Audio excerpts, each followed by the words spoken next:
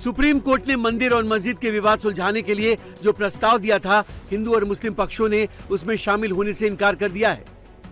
दरअसल supreme court ने वाराणसी के ज्ञानवापी मस्जिद, मथुरा के श्री कृष्ण जन्मभूमि शाही ईदगाह और यूपी के संभल जामा मस्जिद विवाद के सभी पक्षकारों को पत्र भेजा था और उनसे सहमति मांगी थी, जिसमें supreme court action for mediated adjudication and disputes harmonisation across nation के तहत समझौते के जरिए समाधान तलाशने का प्रस्ताव था।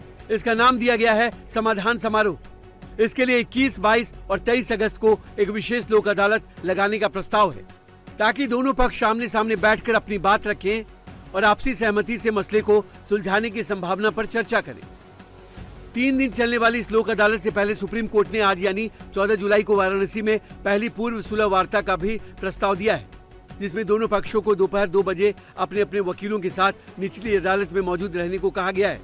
लेकिन ज्ञानवापी अंजुमन इंतजामिया मसाजिद ने सुप्रीम कोर्ट के प्रस्ताव को सिरे से ठुकराते हुए कहा कि कमेटी की तरफ से कोई भी मीडिएशन में नहीं जाएगा, वो इसकी कानूनी लड़ाई लड़ने को तैयार है। 14 तारीख को तो आम सहमति के आधार पर बातचीत होनी है।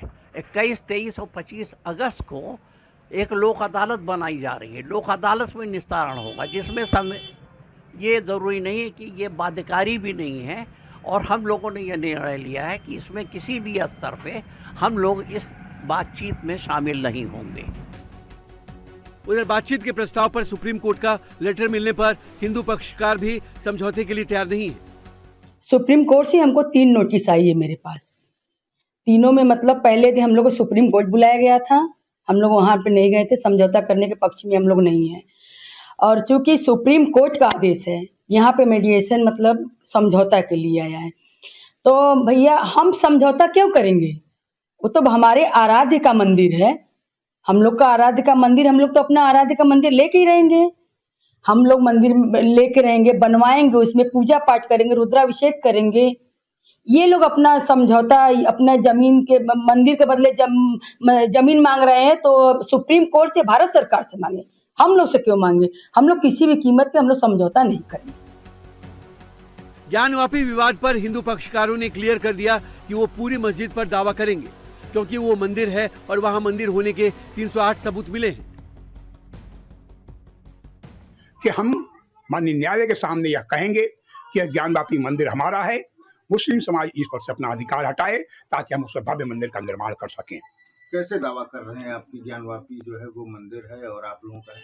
इसके लिए अधिवक्ता कमीशन हुआ, सारे साक्ष्य हिंदू समाज के पक्ष में थे, एएसआई का हुआ प्रमाण, सारे पक्ष थे, 308 सबूत मिले, जिसमें 99 सिक्के, 36 शिलापट और बाद में और जो है 208 मूर्तियां मिली, सारे साक्ष्य मूर्तियां मिली। और उसमें वह प्रमुख शिलापट भी था जिसमें 16 अप्रैल 1669 में औरंगजेब ने यह आदेश दिया था कि मंदिर तोड़ के तामीर किया, वह शिलापट भी था। इसलिए उसके आधार पर हम ये कह सकते हैं कि यह मंदिर हमारा है। वजू खाने में भी कुछ मिला था आप लोगों को? हाँ, वजू खाने में प्राप्त शिवलिंग मिला, जिसको हमने ही कहा था कि बाबा मिल गए। और विश्व में क्या आपने ऐसा कोई मस्जिद देखे हैं जो कि 16 अप्रैल 1669 से लेकर आज तक ग्राउंड फ्लोर में नीचे पूजा पाठ, दर्शन पूजन, वेद मंत्रों की ध्वनियां गूंजती हो और ऊपर नमाज होता हो?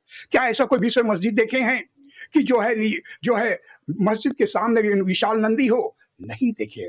इन आधार पर हम वह मंदिर, भव्य मंदिर हमारा है और उसी के आधार पर हम यही बात रखने वाले हैं। सुप्रीम कोर्ट के प्रस्ताव पर all India Muslim personal law board ने कहा है कि ऐसे मसलों का हल मीडिएशन से निकलने की उम्मीद नहीं के बराबर है। पर्सनल लॉ बोर्ड के सदस्यों ने कहा कि जब भी समाधान के लिए मध्यस्थता की जाती है तो उसमें मुस्लिम पक्ष पर अपना दावा छोड़ने का प्रेशर बनाया जाता है। इसलिए बातचीत में शामिल होने के बजाय मुस्लिम पक्ष सुप्रीम कोर्ट तक अपने हक की लड़ाई लड़ेगा।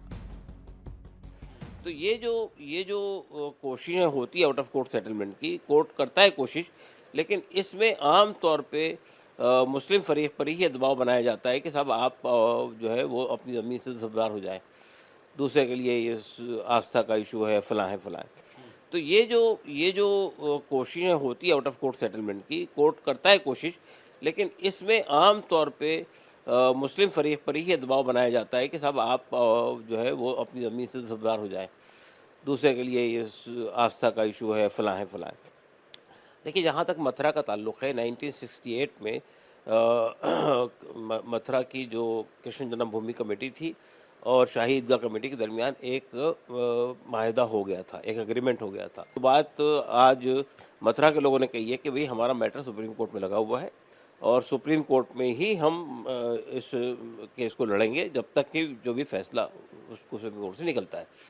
पहली बात तो मुझे इस बात का अफसोस है कि शुरू में बात चलती थी सिर्फ अयोध्या की बाबरी मस्जिद और राम मंदिर की बात चलती थी। उसके बाद फिर ये बात 3 तक चली गई। ये काशी और मथुरा इसमें शामिल हो गया। अब काशी मथुरा के बाद अब इसमें संभल शामिल हो गया। भोजशाला पे जो फैसला आया है वो आपके सामने है। बदायूं की मस्जिद की बात भी बराबर चलती रहती है, अलीगढ़ की मस्जिद की बात भी बराबर चलती रहती है। जब आप बैठते हैं तो बैठने के लिए एक माहौल बनाना पड़ता है।